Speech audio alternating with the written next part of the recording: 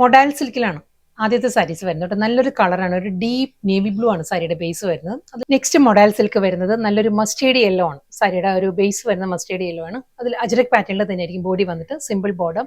Next colour വരുന്നത് നല്ലൊരു Persian rose ആണ്, വടമുല്ല കളറാണ് സാരി വരുന്നത് കേട്ടോ. അതിലും അതേ സ്റ്റൈലിൽ തന്നെ അജ്രക് പാറ്റേൺ.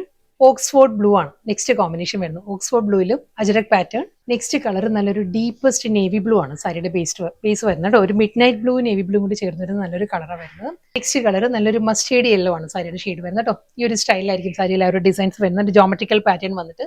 നെക്സ്റ്റ് സാരി വരുന്നത് ഫാബ്രിക് വൈസ് ആണെങ്കിലും ലുക്ക് വൈസ് ആണെങ്കിലും എൻറ്റയർലി ഡിഫറെന്റ് ആണ്, ഇതുവരെ കണ്ടിരുന്നു. സെയിം ഫ്ലോറൽ ഡിസൈൻസ് എല്ലാം തന്നെ ആയിരിക്കും കേട്ടോ. ആ ഒരു ഫ്ലോറൽ ഡിസൈനിന്റെ കളർ പാലറ്റ് മാത്രം ചെറിയൊരു മാറ്റം വരും. ഇതിൽ വരുമ്പോൾ മസ്റ്റേഡ് യെല്ലോ വിത്ത് ഗ്രീൻ ആണ്, സെയിം ഡിസൈൻ.